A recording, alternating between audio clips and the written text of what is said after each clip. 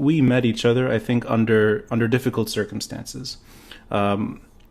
We met in January of 2014 on the Corniche. I believe it was, Zaytouni Bay, I think, Yes, or Zaytouni somewhere Bay. next to St. George, and we took a Zaytouni stroll, Bay, yeah. and we just sort of had a friendly chat. And I think that was And the you first. gave me the best line ever. I'll let you say it. Do you remember it? I don't. I remember it. You're dancing into the abyss.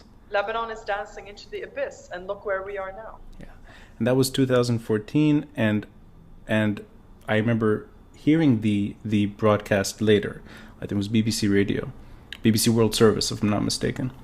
And I mean, aside from wanting to hear my own voice, which I initially did not enjoy hearing myself on, but you get used to it over time. The storytelling craft, and in particular that kind of story of focusing in on one individual and one particular case study, if you will, and a push to make sure that things are fine. And that kind of story that we shared was one of, it's okay to see people dancing next to a explosion. It's okay. But that shouldn't mean you adjust yourself to the abnormality, that you solve the problem as well. So, and that second step, I see that as what's happening today.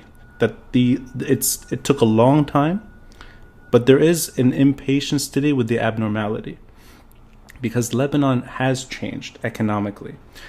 Lebanon is definitely far less manageable today than it was 6 years ago, let alone earlier. But I sense that at the core that the patience ran out, and people do not want to, quote, dance into the abyss any longer. That to me is the light at the end of the tunnel. And I don't know if any of that resonates with you. Yeah, absolutely. But I have to say, I have to give credit to the young generation. Mm-hmm, mm-hmm. You know, the millennials that we dismiss so easily. Mm-hmm. You know, they're the ones who are driving a lot of this because it's their future. Yes. And they have none. They would like to stay in Lebanon. Yeah. But they find themselves having to emigrate because there are no jobs. Mm-hmm. Now, of course, with this global situation, frankly, there are no great jobs anywhere at the moment. And travel Right. is difficult, etc., etc. But it is the young generation of this country that is resentful of what their parents' generation has allowed to happen, Yes. depriving them of a future.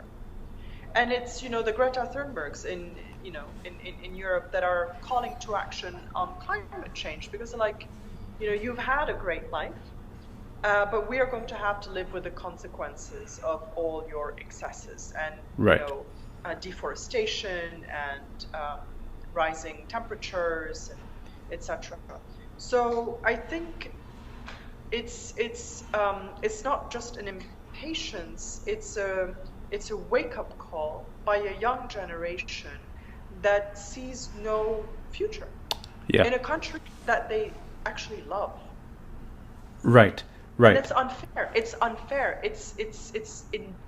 C'est l'injustice. Well, that's the takeaway quote this time.